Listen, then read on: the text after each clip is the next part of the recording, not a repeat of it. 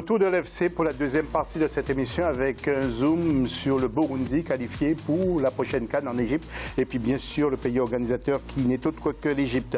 Avec nous sur le plateau pour débattre de l'actualité sportive avec nous, de l'Afrique en particulier, Jason Tanda qui est journaliste sportif, qui est des Antilles, Guadeloupe ou Martinique ou Jason? Les deux. Les deux. Vous y allez souvent? Vous suivez le foot de là-bas aussi? Je suis plus allé en Martinique. Je ne suis jamais allé en Guadeloupe encore, mais j'espère le faire cette année ou pourquoi pas l'année prochaine. Vous suivez de près les joueurs entiers qui évoluent? C'est un peu plus compliqué de suivre le football au pays. Ouais. Et nous avons également un Sénégalais qui est avec nous. Il est du Togo, il est du Sénégal en même temps, mais il préfère le Sénégal parce qu'il va suivre le Sénégal à la CAN. Question d'actualité. Il s'agit de Nathanaël Ajavon, journaliste sportif.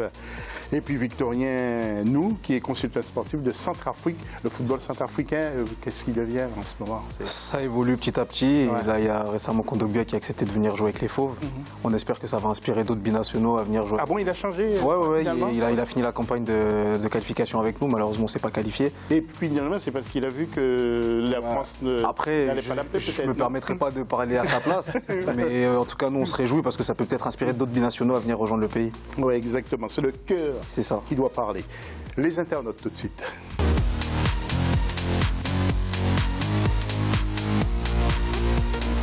Et qui, selon vous, remporteront les finales des Coupes d'Afrique. Et vous le savez, nous sommes au stade des demi-finales, Coupe de la Confédération et bien entendu, Ligue des Champions. Vos réactions sur Facebook, Africa24 TV ou sur notre Twitter avec l'hashtag Africa24. Le dossier de cette émission.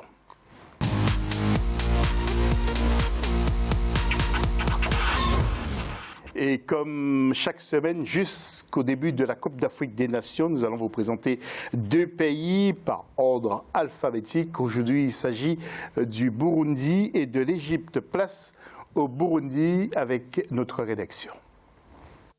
L'équipe nationale de football du Burundi va prendre part pour la première fois de son histoire à une Coupe d'Afrique des Nations.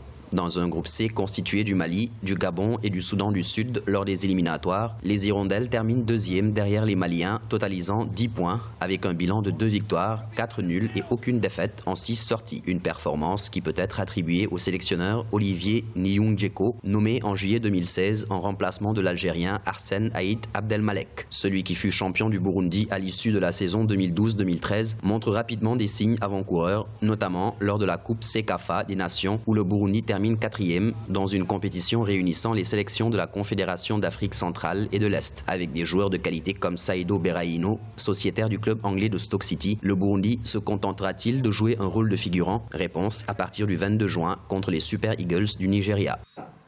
Alors tout de suite, nous allons entrer dans le débat. Sébastien Victorien, oui. Vous pensez que les Hirondelles vont voler très loin? On espère pour l'histoire parce que c'est leur première CAN. Donc on espère vraiment qu'ils vont montrer qu'ils n'ont pas volé leur qualification, que le jeu qu'ils ont produit pendant les qualifications aussi n'était pas du hasard. J'espère que ça va bien se passer pour eux. Ils sont l'idée par Saido Berahino, qui est un joueur qui a déjà fait ses gammes dans le championnat d'Angleterre, qui a prouvé sa valeur.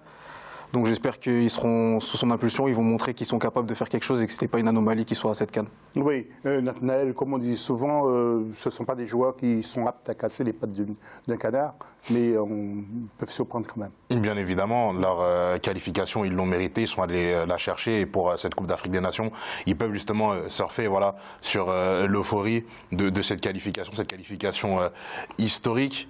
Sont des joueurs qui sont pas forcément très connu du grand public, mis à part Berahino pour les aficionados de Première Ligue et de Championship.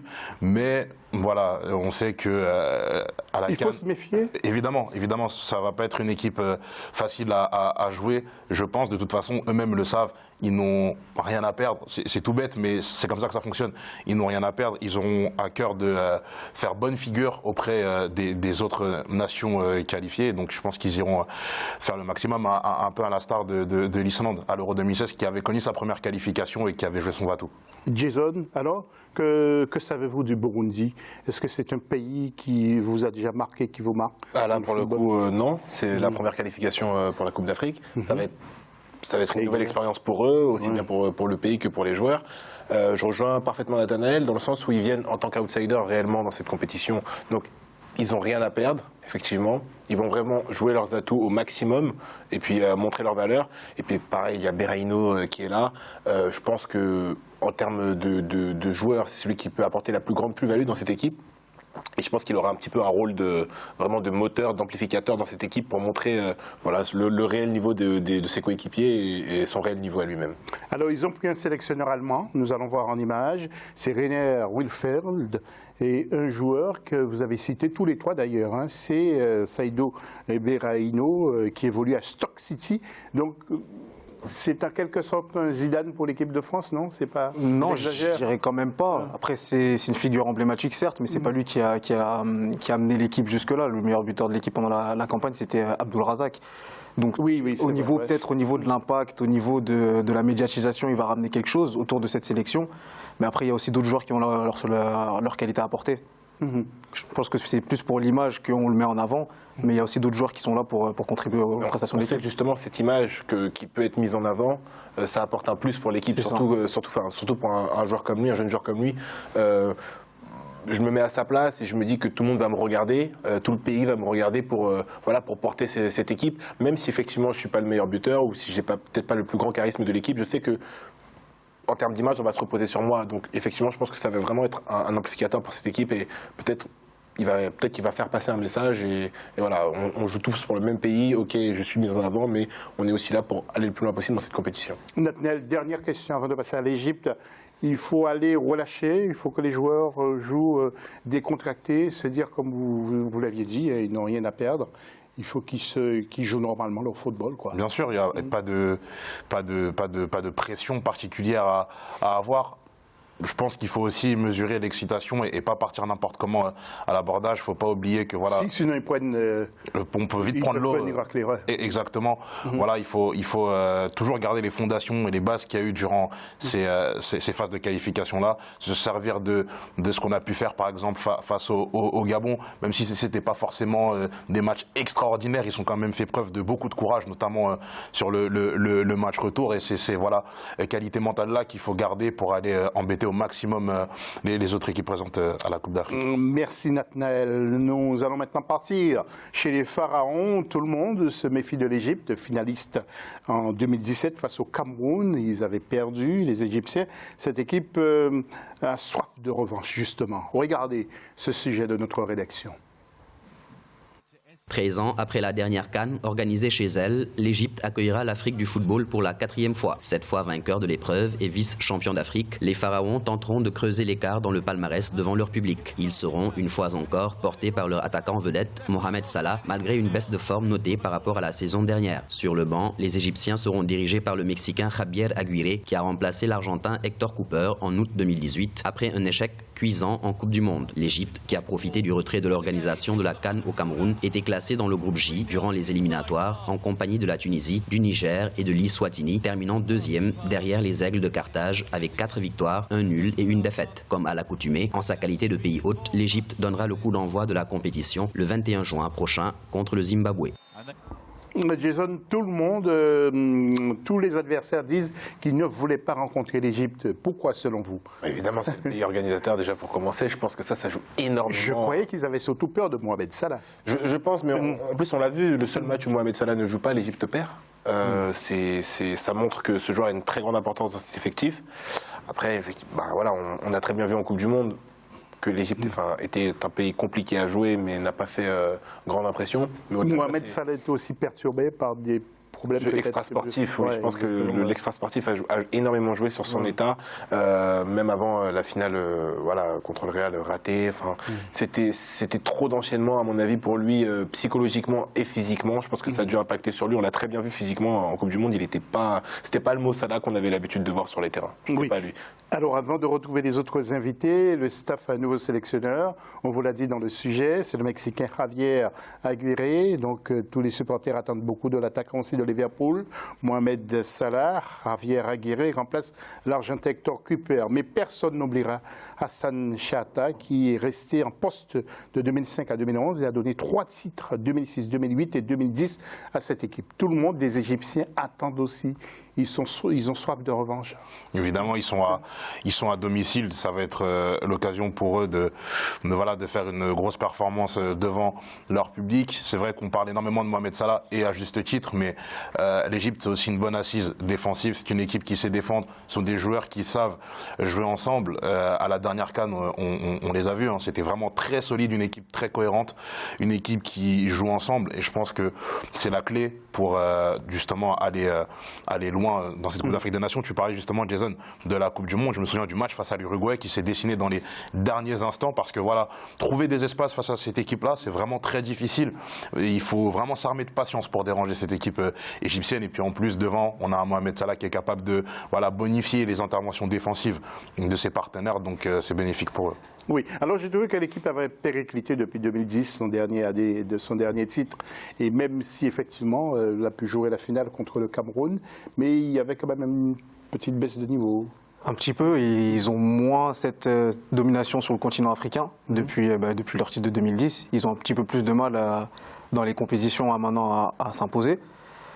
Après, c'est vrai qu'il y a Mo Salah et c'est un facteur à ne pas négliger, mais moi, après la sortie de leur Coupe du Monde, je suis un petit peu mitigé quant à ce qu'ils peuvent proposer parce que j'ai pas vu justement une équipe qui m'a transcendé comme j'aurais pu voir à l'époque avec les Aboutrika et compagnie. Là, je voyais une équipe qui en Afrique arrive à jouer, mais c'est pas non plus flamboyant. Et là, on a vu que toutes les nations seront là en rendez-vous cette année. Moi, je ne mettrai pas une pièce sur eux. Ils jouent à domicile, ok, mais je pense pas qu'ils iront jusqu'au bout. D'accord. Alors, on n'oubliera pas, bien sûr, les joueurs qui ont marqué ce pays, notamment Ahmed Hassan, qui compte le plus grand nombre de sélections, 184. Il y a Oussam Hassan, 176. Et Sam El Khadari, 160. Ibrahim Hassan, 122. Mohamed Aboutrika, qui arrive très loin avec 99 sélections. Des buteurs comme Oussam Hassan, les 3 invités n'étaient pas encore nés, à mon avis, hein, vous ne l'avez pas beaucoup connu, sauf peut-être Aboutrika que vous avez cité, c'est le seul qui vous a marqué. Et puis Ahmed Hassan, 33 buts, Hamzaki, 30 buts, et puis sans oublier Mohamed Salah qui brille du côté de Liverpool. Mais il sera surveillé de près, à mon avis. Oui, je pense que. Mais moi, par exemple, là, je ne te rejoins pas sur le fait que l'Égypte ne soit pas favori. Pour moi, pour cette CAN. Non, ils sont favoris, mais je parle par rapport à moi, par rapport à mon analyse. Pour moi, c'est vraiment l'un. Non, après, oui, ça c'est sûr. Après, ils sont chez eux à domicile. C'est plus le fait de jouer à domicile pour moi qui les place en favori. Après, effectivement, je te rejoins sur le fait qu'en Coupe du Monde, ils n'ont pas fait une forte impression. Effectivement, on en attendait peut-être plus de cette équipe et on n'a pas été vraiment émerveillé par ces joueurs qui, d'habitude, savent nous faire rêver. Après. Le fait de jouer à domicile, pour moi, ça joue énormément. Bien sûr, c'est pas négligé. Nous allons voir les tableaux, messieurs, si vous le voulez bien, avec tout d'abord pour le A, et nous avons un certain Égypte contre Zimbabwe. Alors, pour ce premier match, l'Égypte doit quand même se méfier contre le Zimbabwe. Est-ce que vous êtes de mon avis, messieurs? Bien sûr. Oui. Les entrées en matière, pour les pays organisateurs, qu'importe la compétition, c'est toujours compliqué. C'est vraiment très rare que sur des matchs d'ouverture, on voit des volets.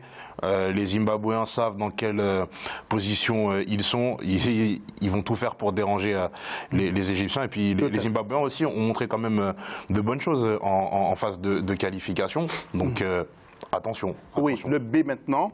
Nous allons enchaîner avec le B. Pour voir Nigeria contre Burundi et Guinée contre Madagascar. J'attends ce match Guinée-Madagascar pour voir les niveaux des Malgaches. J'imagine aussi vous-même également, messieurs. Le groupe C maintenant, avec Sénégal, Tanzanie, Nathanaël. Votre cœur peut-être commence à battre un peu, non? Ça va?